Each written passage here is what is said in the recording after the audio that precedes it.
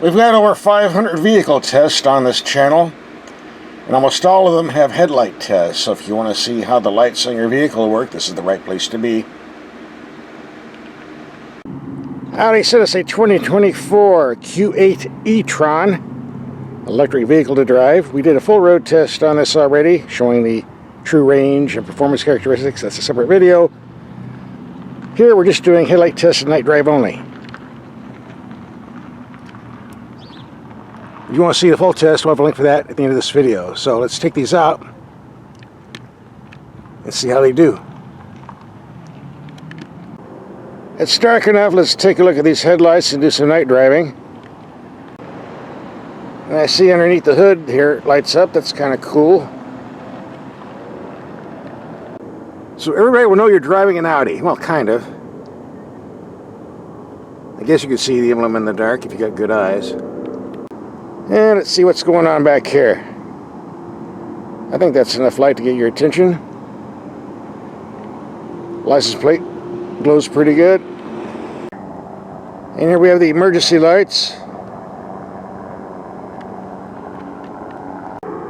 Don't see much on the outside mirrors here, not from the front anyway.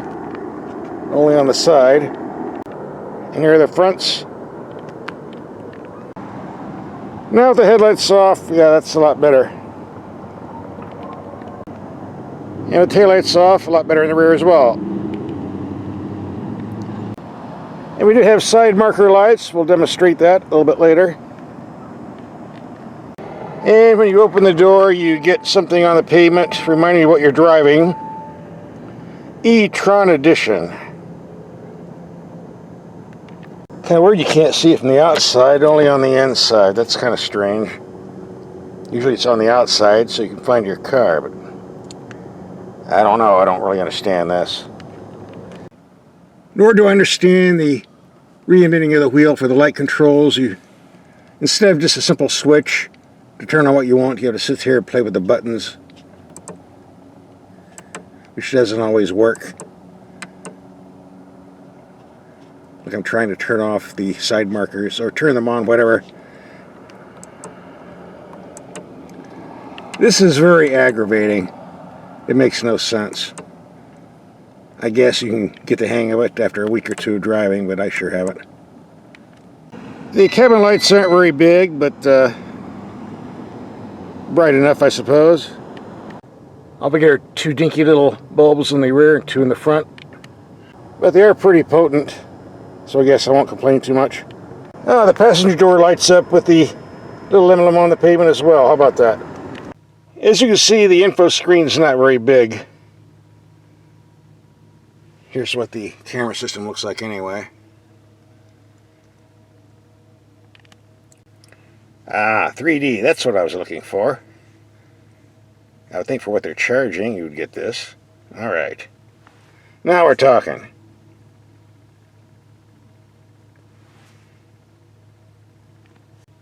And we have the light panels in the door and on the dash. The gauge cluster looks pretty nice. You can change the appearance, by the way. If you watch my videos, I cannot stand auto-dimming mirrors unless they have a disconnect switch, and apparently you can't disconnect the auto-dimming feature on this vehicle that I can find, so you're just kind of stuck with it. And the side marker lights come in handy for parking. There we go, turning the steering wheel to the left. Pretty strong. Turn the steering wheel to the right and it goes away. Then goes to the right. This is so you don't run over all the winos sleeping in the driveway. Now for the headlight test, we have low beams on the wall 33 yards away, very bright. Height seems reasonable enough, and you do get some illumination above the dividing line. That comes in handy. Yep. There we go. Now the brights.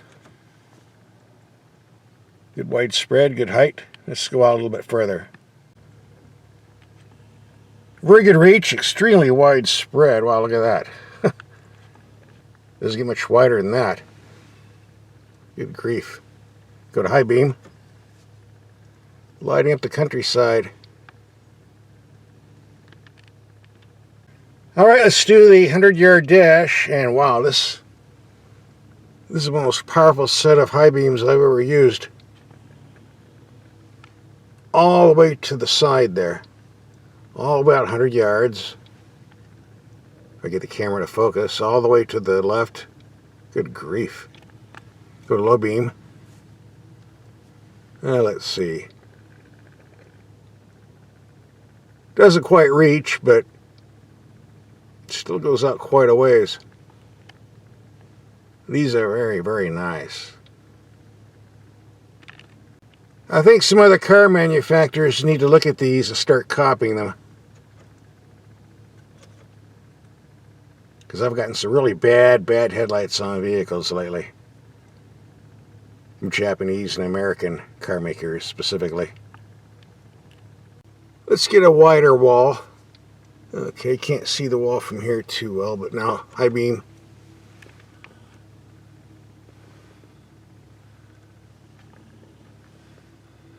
Very widespread.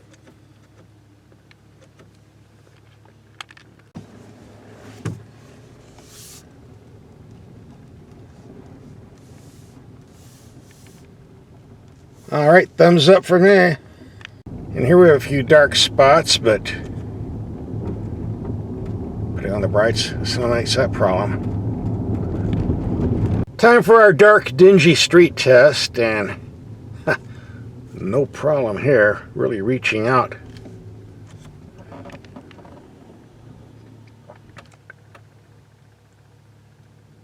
Wow, is it reaching out?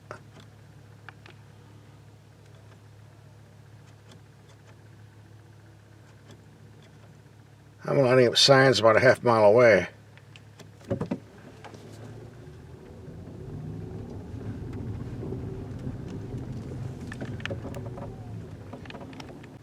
And we don't want to run over the kitty cats, do we? That's why you need good lights. One of the problems I see on most LED type lights today, you have a divider system. They're very strong on the lower hand. You see nothing on the upper half, but here I can still see some items down the road when you get into a dip, and when you get out, no problem.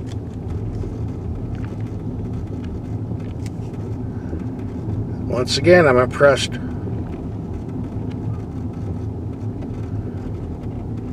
Even at close range, the spread is absolutely great. It's very, very nice.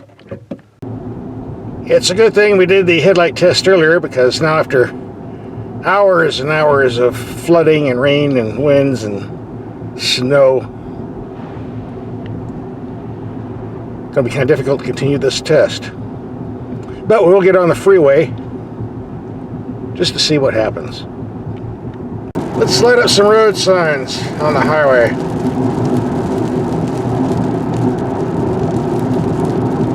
Low beam, high beam. Reaching out. And some more construction signs. Lighting up pretty good.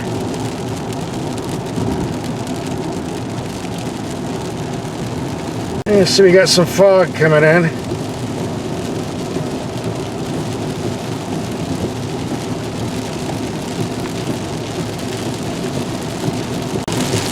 Well, it's coming down now. Let's put the high beams on.